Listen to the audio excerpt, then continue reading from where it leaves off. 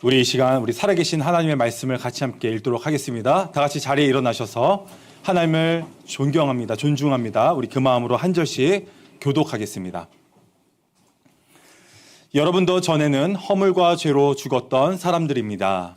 그때 여러분은 허물과 죄 가운데서 이 세상의 풍조를 따라 살고 공중의 권세를 잡은 통치자 곧 지금 불순종의 자식들 가운데서 작용하는 영을 따라 우리도 모두 전에는 그들 가운데에서 육신의 정욕대로 살고 육신과 마음이 원하는 대로 행했으며 나머지 사람들과 마찬가지로 날 때부터 진노의 자식이었습니다. 그러나 하나님은 자비가 넘치는 분이셔서 우리를 사랑하신 그 크신 사랑으로 범죄로 죽은 우리를 그리스도와 함께 살려주셨습니다. 여러분은 은혜로 구원을 얻었습니다. 하나님께서 그리스도 예수 안에서 우리를 그분과 함께 살리시고 하늘에 함께 앉게 하셨습니다. 그것은 하나님께서 그리스도 예수 안에서 우리에게 자비로 베풀어 주신 그 은혜가 얼마나 풍성한지를 장차올 모든 세대에게 드러내 보이시기 위함입니다. 여러분은 믿음을 통하여 은혜로 구원을 얻었습니다. 이것은 여러분에게서 나은 것이 아니요 하나님의 선물입니다. 함께 보겠습니다. 행위에서 나은 것이 아닙니다. 그러므로 아무도 자랑할 수 없습니다. 아멘. 우리 좌우 앞뒤로 인사하겠습니다. 예수님 부활하셨습니다. 예수님 다시 오십니다. 네. 그리고 하이파이브 한번 해보겠습니다. 하이파이브. 예, 하이파이브 하면서 예. 예수님 부활하셨습니다. 예.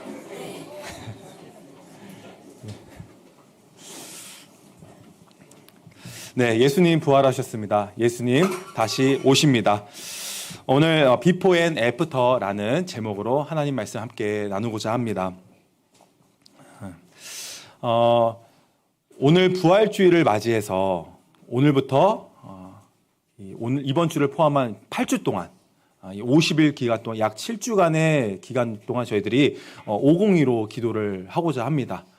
이 광고를 통해서 또 목회 편지를 읽어보셔서 이제 잘 아시겠지만 이 부활주일 이후에 사도행전 2장에서 약속하신 성령님 우리 가운데 찾아오셔서 그 열매로 교회가 탄생하게 됐습니다. 우리가 그 말씀을 기억하시면서 사모하는 마음으로 50일 동안 하루에 5분 정도 우리 같이 짧은 묵상글을 읽으면서 말씀을 읽으면서 기도하는 시간을 가졌으면 좋겠습니다. 혹시 묵상글 받으셨나요? 네.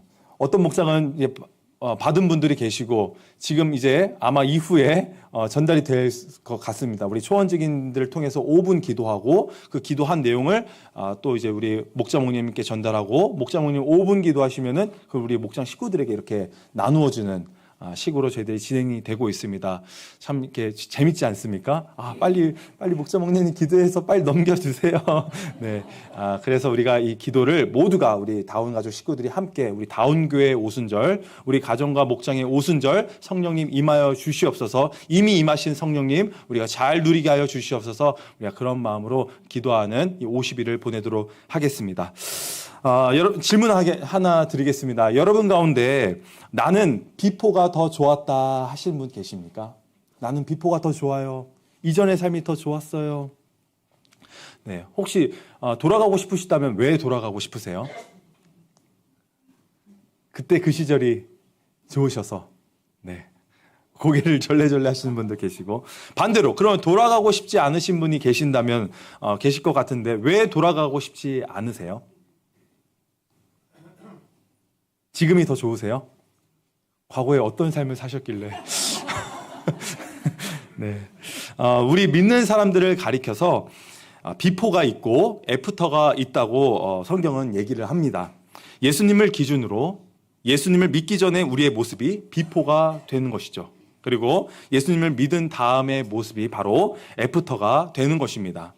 그런데 가끔 사람들을 보게 되면 이 비포의 삶을 기억하면서 그것들을 다시 역행하며 쫓아가는 분들을 보곤 합니다. 이전의 모습들이 더 좋았다라고 얘기를 하는 거죠. 에베소 교회 안에서도 이런 모습이 있었습니다. 분명히 하나님께서 에베소서 1장 말씀을 보면은 하늘에 속한 신령한 모든 복을 너희에게 주었다라고 선포하십니다. 하늘에 속한 신령한 복.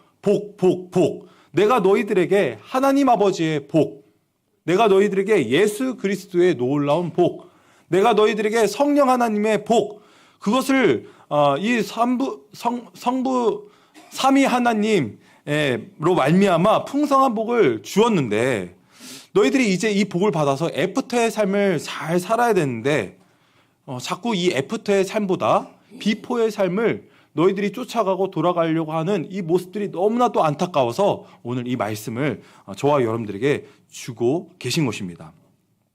먼저 그들의 비포 상태를 이야기하고 있는 세 가지 단어가 등장합니다. 에베소서 2장 말씀에 보면은 첫 번째로 세상이 등장하죠. 그리고 두 번째로 공중의 권세 잡은 마귀가 등장합니다. 그리고 세 번째로 육체가 이렇게 등장합니다. 첫 번째로 이 세상을 보게 되면 2절에 나와 있는 것처럼 이 세상의 풍조를 따라 살고 라고 성경은 말합니다. 자, 이 세상의 풍조는 뭘까요? 그러니까 성경이 이 세상이 중요하다라고 얘기하는 가치, 이 세상은 뭐가 중요하다라고 얘기하는 것 같습니까? 그 중요한 가치를 따라 살 것이냐, 아니면 성경에서 말하는 하나님께서 중요하다라고 말씀하시는 그 가치를 붙잡고 따라 살 것이냐. 그래서 우리가 어떤 삶을 살아야 될지를 얘기하고 있는 것입니다. 그런데 오늘 말씀을 보니까 이것은 한 사람도 예외가 없이 모든 사람이 세상의 유행을 쫓아 살았다라고 얘기합니다. 모든 사람들이 이 세상의 풍조를 따라서 이 가치관 속에 다 살았다는 거예요. 우리가 일상에서 좋아하는 모든 것들이 사실은 이 세상의 풍조 안에 다 속해 있습니다. 연령별로 가장 많이 소비하는 컨텐츠가 무엇인가 하니 찾아보니까 10대는 쇼폼, 그러니까 릴스라든가 쇼츠라든가 이 짧은 영상 안에서 이것들이 얼마나 자극적인가, 얼마나 재미있는가, 또 얼마나 그 짧은 시간에 우리 안에 공감대를 끌어낼 수 있는가, 이런 것들을 10대는 주의 깊게 보고 그걸 소비한다고 얘기합니다. 그래서 아이돌이라든지 또 게임, 오락이라든지, 또 유튜브를 보면은 여러분들은 유튜브 어떤 거 많이 보세요? 우리 10대 청소년들은 오락 게임을 좋아하는데 유튜브도 본인이 오락을 하는 게 아니라 오락을 하고 있는 사람을 유튜브로 보고 있는 거예요. 이게 지금 초등학생들이 다 지금 그렇게 하고 있죠. 그래서 이 유튜버 중에서 이 10위 안에 드는 사람들 보면은 대부분 게임 스트리머, 그 게임 리뷰하는 거, 장난감 리뷰하는 이런 분들이 이 10위 안에 이렇게 포함이 되어 있다고 합니다. 그 다음에 20대는 자기 개발, 그리고 트렌드, 취업, 연애, 이런 것들에 많은 시간들을 보내는데요. 얼마나 나를 표현하고 얼마나 나를 보여줄 수 있는가, 이런 것들에 집중한다고 합니다. 그래서 굉장히 이 유행, 트렌드에 민감하다고 하죠. 그리고 30대는요, 부동산, 투자, 자기관리, 또 취미와 결혼에 대한 지극한 관심을 가지고 산다고 합니다. 이걸 통해서 내가 얼마나 안정적인 삶을 살 수 있을까, 내가 얼마나 효율적이고 편안한 삶을 살 수 있을까, 이것을 중요하게 여긴다고 합니다. 그러면 40대에서 50대, 여기 지금 보시니까 대부분 40대 초반 정도 이렇게 계신 것 같은데, 안 웃으신 분들은 50대로 판단을 하고, 어떤 것들을 이렇게 많이 소비하십니까? 40대에서 50대는 건강에 관련된 유튜브 영상. 그래도 그 건강도 그냥 건강 안 돼요. 이게 정말 실질적이고 사실이고 이게 확실한 내용인가, 이거를 굉장히 중요하게 따져가지고 음식이라든가 여행이라든가 가정이라든가 운동이라든가 이런 부분에 많이 시간을 보낸다고 합니다. 실용적이고 안정적인 내용이요. 그 이후에 이제 60대로부터는 주변에서 얘기하는 것, 직접 유튜버 보는 것보다 주변에서 얘기하는 것들에 많은 영향을 받아서 그런 것들에 자신의 삶을 이렇게 쓰고 있다라고 얘기합니다. 자, 그런데 이렇게 연령대별로 소비하고 있는 것들, 이게 겉으로 보기에는 이게 뭐 문제가 되나? 이게 뭐 잘못된 건가? 싶으실 수도 있습니다. 그게 잘못됐다라는 말씀을 드리는 것이 아니고요. 이 모든 우리가 소비하는 것, 트렌드, 이 모든 것도 역시 이 세상의 풍조 안에 다 속해 있기 때문에 우리가 이것들을 분별해내서 가려서 이것들을 봐야 한다는 것입니다. 질문 하나 더 드리겠습니다. 여러분, 잘 사는 게 무엇입니까? 잘 사는 것. 우리가 세상의 풍조를 얘기할 때 잘 사는 것이라는 이 키워드 안에 뭐 웰빙이라는 문화가 한번 휩쓸고 가기도 했고요. 또 그 이후에 힐링이라는 또 코드가 한번 휩쓸고 가기도 했고요. 또 뭐가 있습니까? 욜로. 네. 한 번 사는 인생 즐겨라 하면서 욜로 이런 게 다 뭘 나타내고 있는 거예요? 어떻게 하면 잘 살 수 있을까? 요즘은 어떤 족이 이렇게 많이 일어나죠? 특히 20, 30대에서 많이 일어나고 있는 파이어족. 네. 10년 동안 바짝 벌어가지고 은퇴해서 그 돈 가지고 잘 투자해서 4% 이상의 수익을 남겨서 그걸로 한번 잘 먹고 잘 살아보자. 필요하다면은 딩크도 되는 거죠. 아이를 낳지 않겠다. 수입 2배 벌겠다. 이게 다 뭡니까? 어떻게 하면 잘 살 수 있을까? 이 잘 사는 것에 대한 지대한 관심을 가지고 우리가 살아가는 게 이 세상의 풍조라는 것입니다. 그러면 돈이 많고 성공하고 인정받는 사람을 보면 여러분 부럽습니까? 안 부럽습니까? 솔직하게. 부러워요. 이렇게 부러워요. 부럽습니다. 그런데 이것은 우리 안에 어떤 가치가 있냐? 인생의 목표가 하나님이 아니라 더 많이 가지는 거, 더 많이 내가 높아지는 거, 내가 더 많이 누리는 거, 이런 것들에 가치를 두고 있기 때문에 우리가 부러운 마음이 드는 것입니다. 저도 그렇습니다. 부러운 마음이 듭니다. 어떤 분들은 꼭 뭐 돈이 많아야 되겠습니까? 그냥 적당히 벌어서 그냥 적당히 행복하게 쓰면서 살면 되지. 그래서 편하게 살고 작은 것들에 감사하면서 인생을 좀 이렇게 아등바등 쫓기는 인생이 아니라 좀 여유롭게 살아가는 것을 보면 그런 인생을 좀 살아보고 싶습니다. 그게 잘 사는 인생 같습니다. 좀 그렇게 그럴싸하게 들리지 않습니까? 이것도 잘 사는 인생 같아 보이지만 사실은 내가 하고 싶은 대로, 내가 살고 싶은 대로, 내가 원하는 바라는 기준을 가지고 살아가는 것, 이것도 자기중심적인 삶을 살라고 말하는 이 가치가 세상의 풍조라고 얘기할 수 있는 것입니다. 그러니까 쉽게 말해서 이 세상 풍조를 따라 사는 것은 너가 이 땅에서 살아갈 때 하나님 없이도 살 수 있어. 우리 모두 하나님 없이도 잘 살 수 있으니까 이 세상의 풍조에 따라 살아 라고 이 세상은 얘기를 하고 있는 것이죠. 뭐 AI라든가 우리 발전된 과학문명 기술이라든가 이것들이 다 뭡니까? 과학이 우리에게 자유를 가져준다라는 그 가치관 속에 살아가는 그런 코드가 숨겨져 있는 것이죠. 두 번째 비포가 무엇인가? 첫 번째는 세상인데 두 번째 비포는 바로 공중의 권세 잡은 통치자, 바로 사단 마귀입니다. 이 세상을 지배하고 다스리고 있는 존재가 사탄 마귀라는 거예요. 이 마귀와 사탄은 눈에 보이지 않는 존재입니다.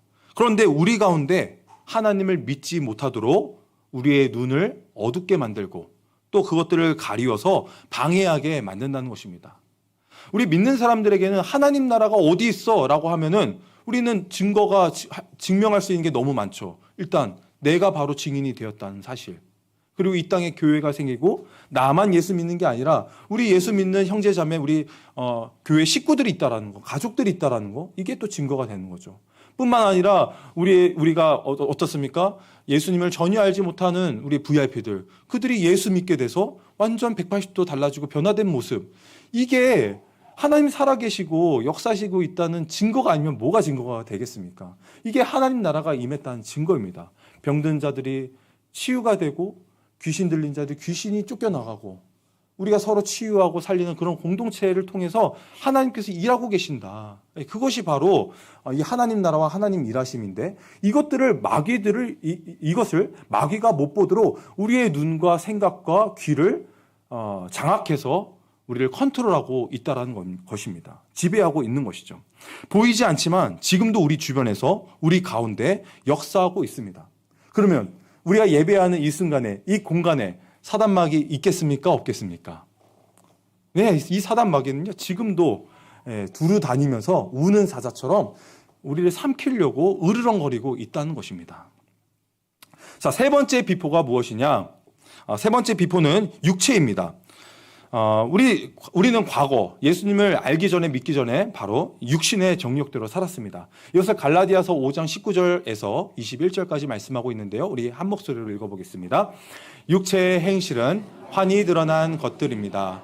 곧 음행과 더러움과 방탕과 우상숭배와 마술과 원수 맺음과 다툼과 시기와 분냄과 분쟁과 분열과 파당과 질투와 술 취함과 흥청망청 먹고 마시는 노름과 그와 같은 것들입니다.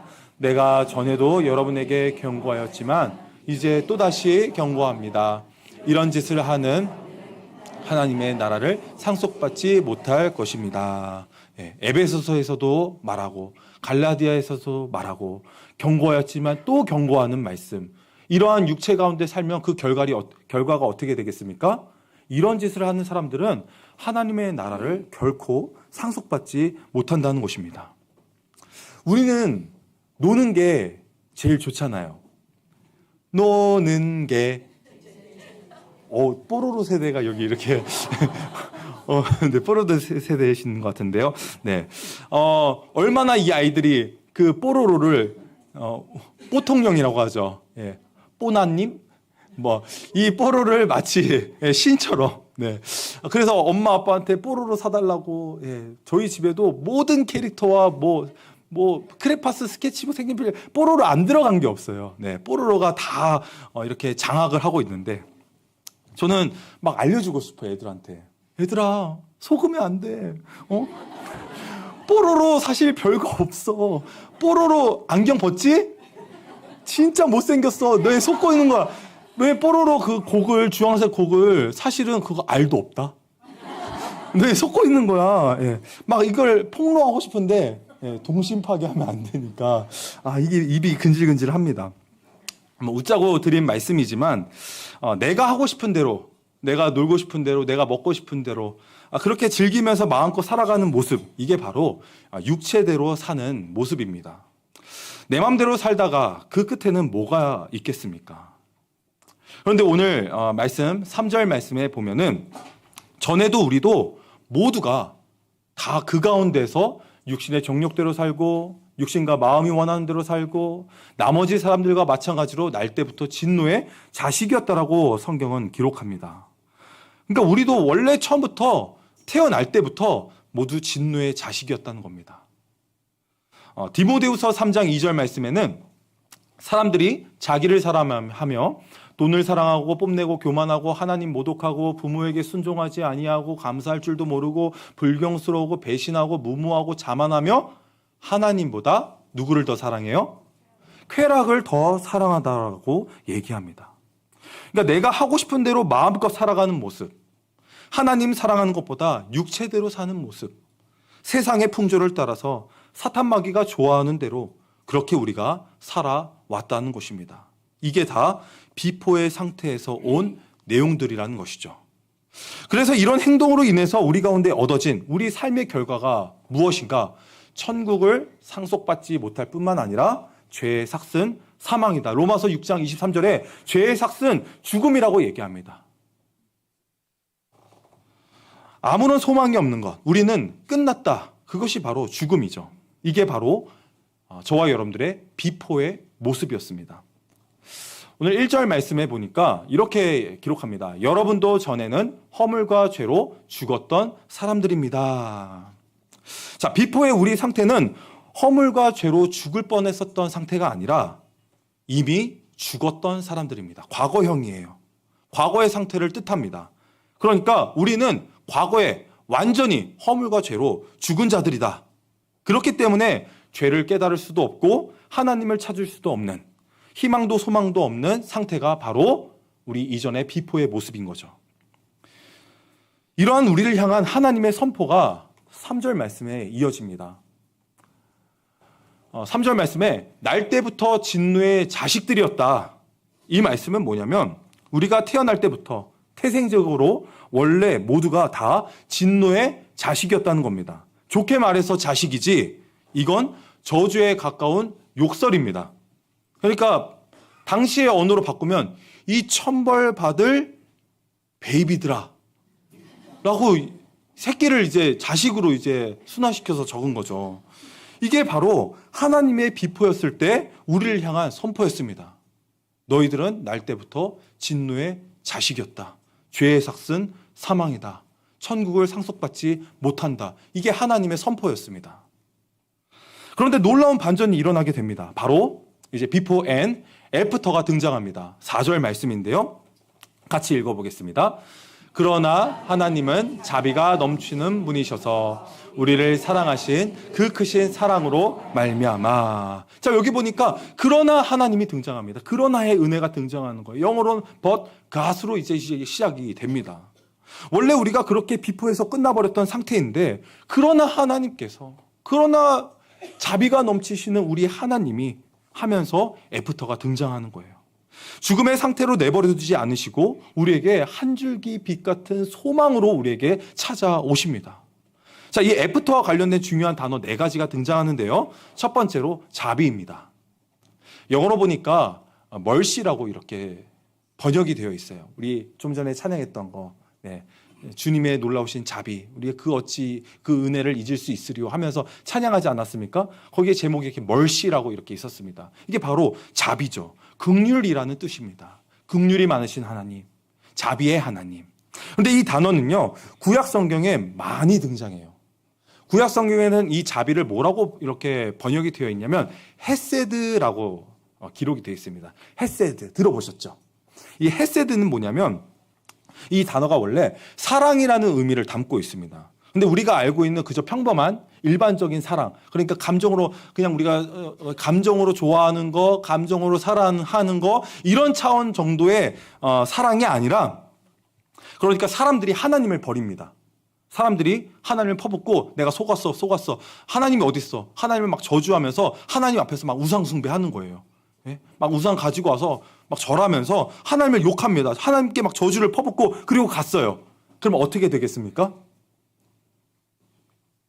막 우리는 이미 여러분들은 이제 구원 받으셔서 뭐 내일 아니라고 생각하실 수도 있는데 그런 사람 보면 저 천벌 받을 베이비 하면서 우리는 넘어가 치부할 수 있는데, 그런데 하나님은 어떻게 반응하십니까? 그럼에도 불구하고 내가 언약을 맺은 백성이기 때문에 하나님은 그들을 포기하지 않으시고 그들을 끝까지 책임지고 사랑하신다는 거예요. 이게 성경에서 얘기하는 헤세드, 사랑, 자비를 얘기하는 겁니다. 우리가 그러니까 조금 부족해도, 우리가 넘어져도, 실수해도 하나님은 우리가 주님께 다시 돌아가면 주님은 우리를 거절하고 거부할 수가 없다는 겁니다. 우리를 받아줄 수밖에 없어요. 그냥 어쩔 수 없이 그래 받아줘야지 하고 받아주시는 게 아니라, 둘째 아들이 돌아왔을 때처럼 이 아버지는 신발도 신지 않으시고 그냥 맨발로 버섯발로 뛰쳐나가서 사랑하는 내 아들 돌아왔구나 하면서 끌어안으면서 목 놓아 우는 그 아버지의 모습을 여러분 생각하시면 좋습니다. 하나님께서는 그런 헤세드의 하나님이에요.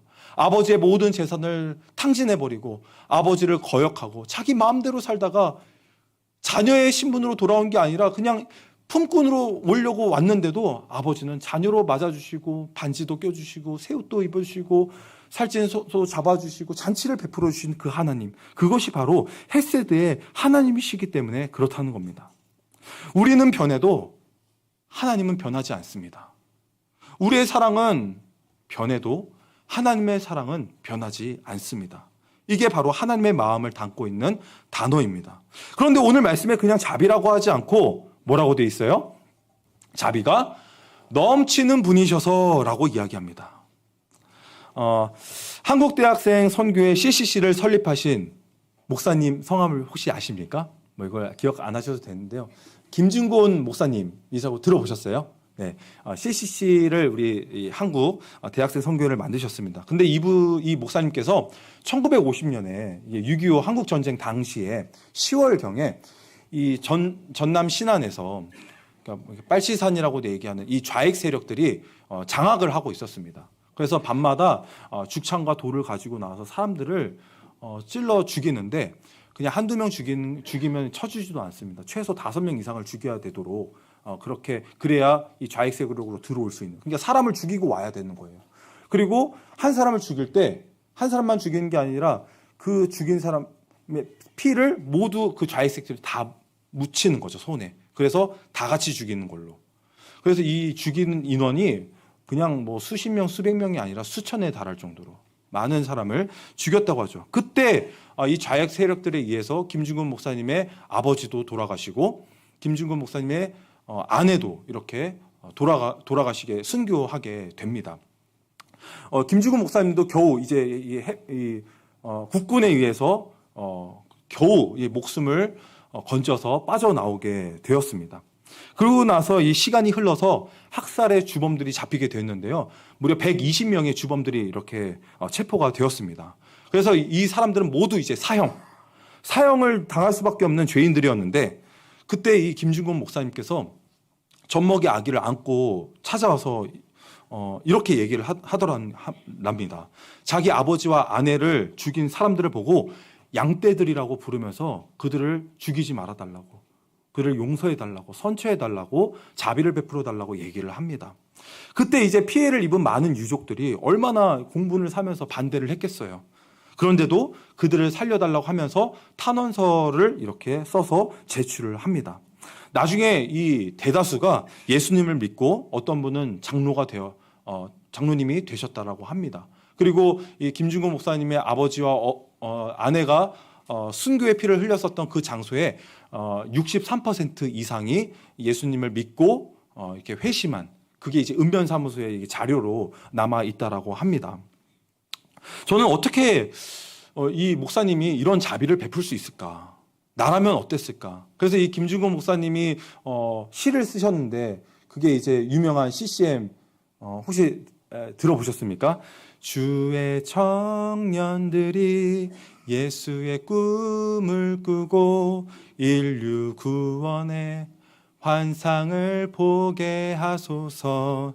한 손엔 복음 들고 한 손엔 사랑을 들고 온 땅 구석구석 비는 나라 되게 하소서. 이 이제 가사를 쓰시고 이 곡을 이제 붙이게 되었습니다. 이게 이제 작사하신 찬양인데요. 목사님 안에 하나님의 자비가 흐르지 않고서 어떻게 자신의 아버지와 아내를 죽인 그런 나의 원수를 용서하고 사랑할 수 있겠는가, 이런 마음이 들었습니다. 하나님의 자비는 어떤 자비입니까? 자신의 하나밖에 없는 독생자 예수를 십자가에 못 박히면서까지 보여주신 사랑입니다. 아무리 하나님의 자비가 넘친다 하더라도 어떻게 하나님을 거역한 죄인들을 위해서 그러한 긍휼과 자비와 사랑과 용서를 베푸셨을까요? 이게 어떻게 가능한지 저는 도무지 제 상식으로는 이해가 잘 되지 않습니다. 근데 4절을 보니까 그 크신 사랑으로 말미암아 이런 놀라운 일이 일어나게 됐다라고 성경은 말씀합니다. 우리를 너무나도 사랑하셨기 때문에. 여기서 보니까 우리를 사랑하신 그냥 사랑도 아니고 그 크신 사랑으로 말미암아라고 말씀합니다. 너무나도 큰 사랑, 그 사랑이 하나님 가운데 있었기 때문에 우리가 애프터의 삶을 살게 된 것입니다. 우리의 모습이 지금 이렇게 하나님의 사랑과 은혜를 누리면서 우리가 이 땅에 존재할 수가 있게 된 것입니다. 자기 아들의 생명과 우리의 생명을 맞바꿔 주신 것입니다. 자기 아들을 죽이시고 우리를 살려주셨습니다. 이게 바로 하나님의 그 크신 사랑입니다. 세 번째로 은혜라는 말이 등장합니다. 오늘 이 단어가 3번 등장하는데요. 7절에 보니까 우리에게 자비로 베풀어 주신 그 은혜가 얼마나 풍성한지를 얘기하고 있습니다. 이 애프터, 우리의 모습이 있었다는 것입니다. 내가 무언가를 열심히 해서 받았으면 그건 은혜가 아니라 마땅한 보상이죠. 대가입니다. 그런데 이 은혜는 보상의 개념과는 완전히 정반대입니다. 값없이 공짜로 받는 거예요. 그러니까 감사하죠. 내가 무엇인가 해서 받았으면 덜 감사했을 텐데 그냥 생각지도 않게 받았으니까 더 감사한 것입니다. 은혜가 바로 이것입니다. 내가 받을 자격이 안 되는 거예요. 그런데 하나님이 그냥 값없이 주시는 것입니다. 이유도 없습니다. 그냥 하나님 왜 나에게 이런 은혜를 주십니까? 왜 저예요? 왜 저한테 이런 은혜를 주십니까? 하나님이 저와 여러분한테 그렇게 하시고 싶으시다는 겁니다. 그게 하나님이 기뻐하시는 뜻이래요. 내 마음이야. 그러면 뭐 할 말이 없는 거죠. 끝입니다. 이걸 우리가 자꾸 복잡하게 따지고 논리적으로 생각하려고 하니까 믿기가 어려운 거죠. 믿을 수가 없어서 받을까 말까 망설이고 고민하는 거예요. 괜히 이 은혜 받았다가 꺾여가지고 헌금도 많이 내야 되고 끊어야 될 거 끊어야 되고 내려놔야 거 내려놔야 되고 나도 그러다가 목회자가 되는 거 아닌가? 막 이런 끝없는 상상의 나래를 펼치면서 하나님의 사랑과 은혜를 의심하고 오해해서 받아들이기가 매우 어렵다는 것입니다. 하나님을 자꾸 내 식으로 믿으려고 하니까 오해만 쌓이게 되는 것입니다. 그냥 받으시면 되는 겁니다. 이 은혜 때문에 우리가 얻게 된 것이 이제 네 번째로 등장합니다. 그것이 이제 8절 말씀인데요. 믿음으로 말미암아 은혜로 우리가 구원을 받았습니다. 바로 구원입니다. 이 모든 것을 하나님의 선물이라고 얘기합니다. 우리의 비포의 상태가 너무너무 딱하기 때문에, 가망이 없기 때문에, 소망도 없기 때문에, 우리가 죄와 허물로 이미 죽었기 때문에 다 끝나버린 겁니다. 패배한 거예요. 지옥입니다. 그런데 하나님께서 거기에 개입하셔서, 그러나 하나님께서 우리에게 자비를 베풀어 주시고 사랑을 베풀어 주시고 은혜를 베풀어 주셔서 구원을 선물로 주신 것입니다. 이 구원은 우리의 잘난, 우리의 노력이 아니라 하나님의 은혜이고 값진 선물입니다. 그냥 값없이 그냥 주신 거예요. 사랑하기 때문에. 그래서 우리가 얻게 된 이 구원, 이게 바로 하나님의 선물입니다.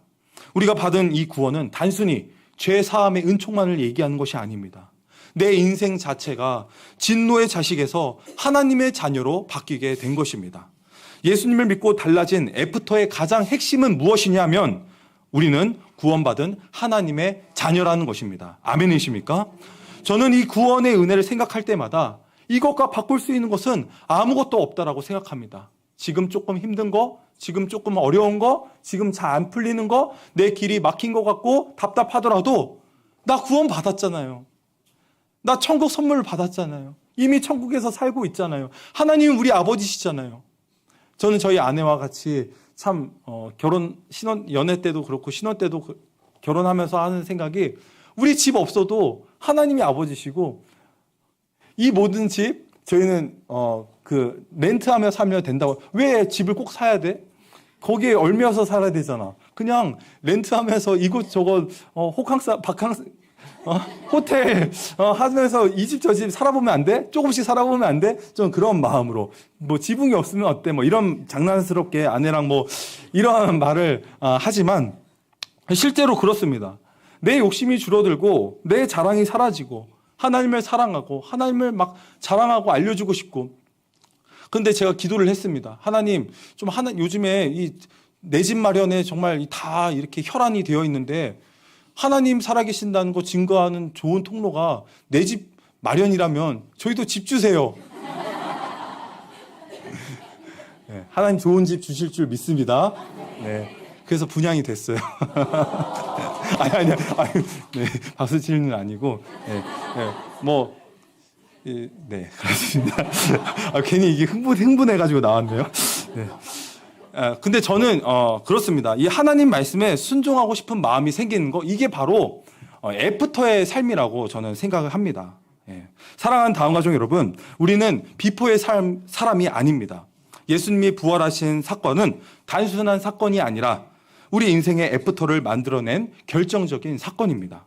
이미 하나님께서 우리를 비포의 자리에서 애프터의 자리로 옮겨 놓으셨습니다. 그러나 문제는 우리가 여전히 비포의 인생처럼 살고 있다는 것입니다. 여전히 옛 모습, 옛 가치관, 옛 자아, 옛 습관, 그것들을 붙잡으며 살아간다는 것입니다. 그래서 저와 여러분들이 이제는 선택을 하셔야 합니다.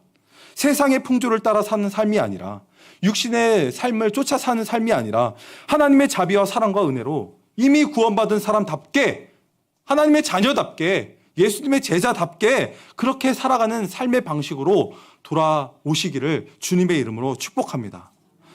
여러분은 비포입니까? 애프터입니까? 주님을 만나시기 전과 만나신 이후가 얼마나 달라지고 변화되셨습니까? 하나님께서 기뻐하시는 모습은 무엇입니까? 예수님을 믿기 이전의 모습과 믿은 이후의 모습이 달라진 것. 우리의 삶이 여전히 우리가 넘어지고 죄 짓는 모습들, 이게 완전할 수는 없겠죠. 하지만 예수님을 믿기 이전과 믿고 난 이후의 삶이 너무나도 다르기 때문에 나는 하나님을 찬양합니다. 하나님 사랑합니다. 나를 살려주셔서 나에게 주신 이 목숨은 내 것이 아니라 하나님 것입니다. 이제 이 목숨 조금이라도 주님께 드리면서 살아가고 싶습니다. 내 시간도, 내 물질도, 내 인생도 그렇게 주님 드리면서 살아가고 싶습니다. 이것이 바로 우리 달라진 인생 아니겠습니까? 주님의 은혜로 신자가 되는 것, 그거 그렇게 어려운 일 아닙니다. 하나님께서 하시겠다고 하면 그건 하는 겁니다. 그러나 우리가 신자답게 사는 것은 어렵습니다. 왜 그렇습니까? 주님과의 인격적인 만남이 계속해서 필요하기 때문에 그렇습니다. 하나님과의 인격적인 관계를 끊임없이 맺어야 되기 때문에 그렇습니다.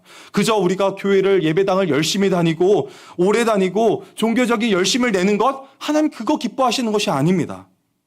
우리가 한 번 뿌린 인생, 하나님이 우리에게 생명도 주시고 우리에게 정말 우리에게 살아갈 소망도 주시고 인생의 목적, 목표도 주셨다면 우리가 하나님께서 기뻐하시는 소원, 하나님께서 꿈꾸셨던 그 길, 우리를 그 자리로 초대해 주시는데 우리가 그 일을, 선한 일을 감당하며 살아야 되지 않겠습니까?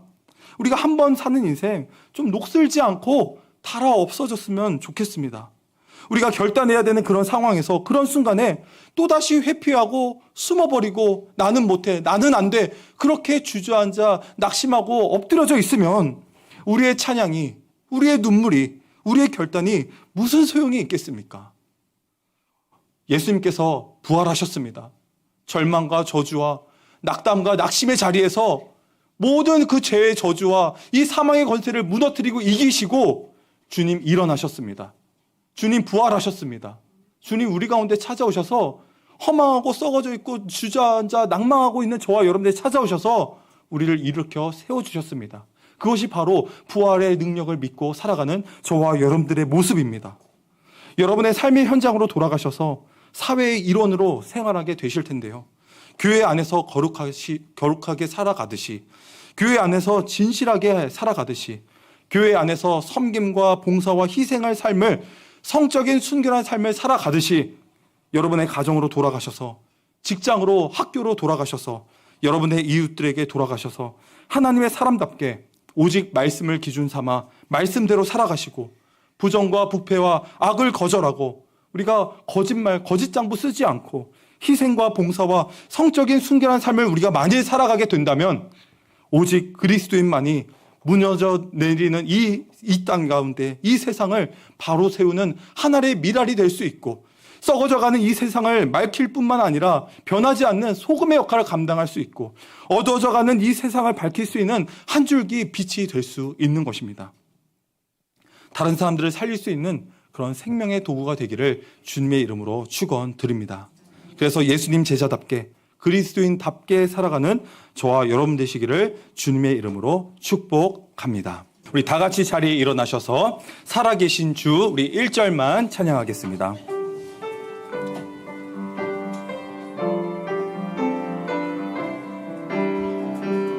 우리 박수치며 찬양합니다.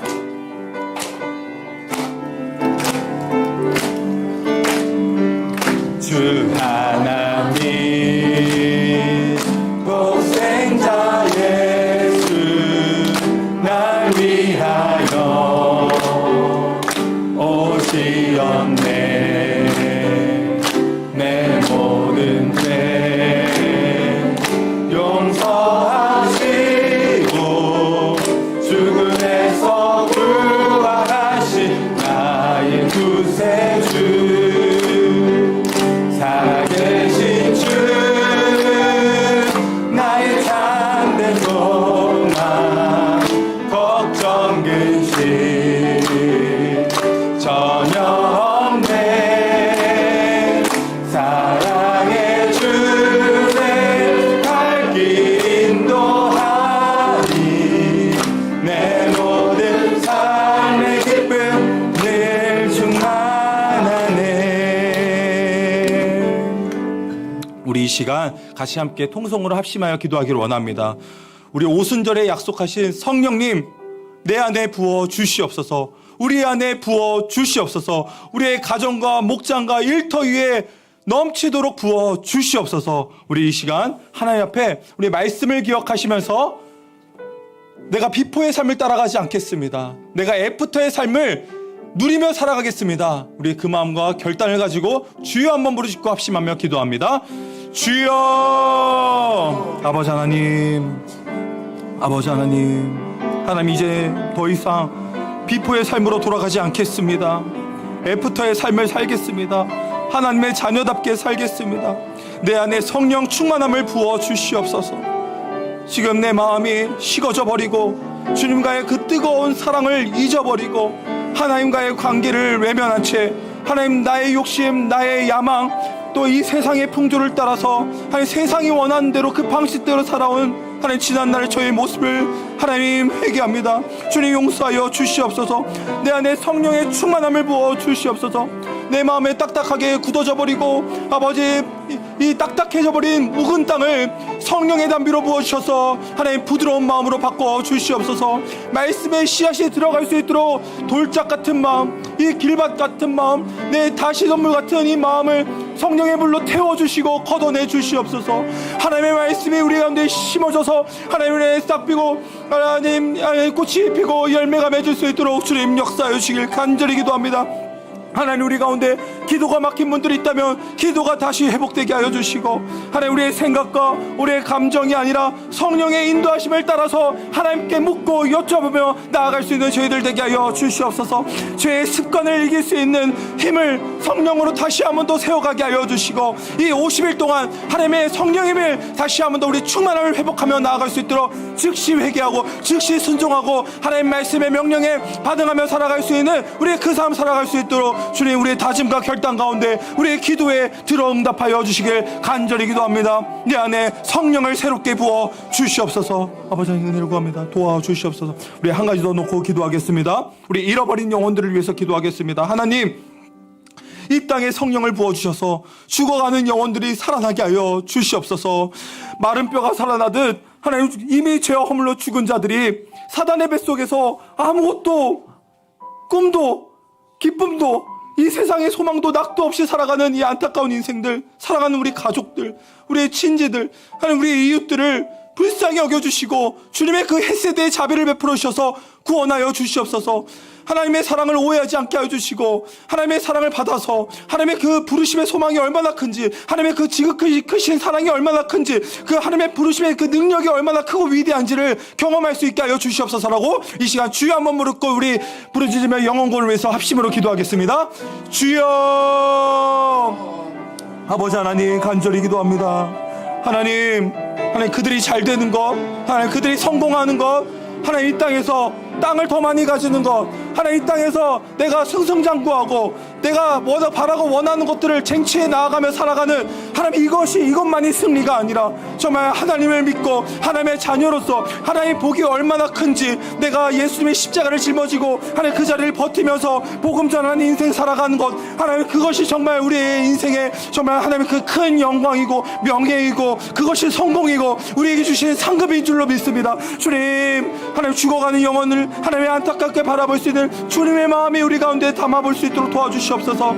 하나님 그 마음으로 하나님 우리 가족들, 친구들, 이웃들을 하나님 복음을 증거할 수 있도록 주님 그들에게 섬기고 그들에게 베풀고 나눌 수 있도록 도와주시옵소서. 우리의 호의가, 우리의 나눔이 하나님 그것들을 오해하지 않도록 도와주시고 하나님 결국에 그 사랑이 쌓여서 하나님 이것이 하나님의 사랑이라는 것들을 깨달아 알 수 있도록 도와주시고 마음이 열려서 나도 교회 한번 가볼까, 나도 한번 예수 믿어볼까, 나도 목장에 한번 초대해줘라는 그런 말이, 그 고백이 우리 가운데 나올 수 있도록 주님 도와주시옵소서. 그래야 예수님을 믿는 놀라운 은혜가 우리 가운데 있게 하여 주시옵소서. 아버지 하나님 성령의 역사하셔서 한 영혼이 살아나는 놀라운 일이 있게 하여 주시옵소서. 우리 마지막으로 함께 기도하기를 원합니다. 우리 사랑하는 다음 가족 지체들을 위해서 기도하겠습니다.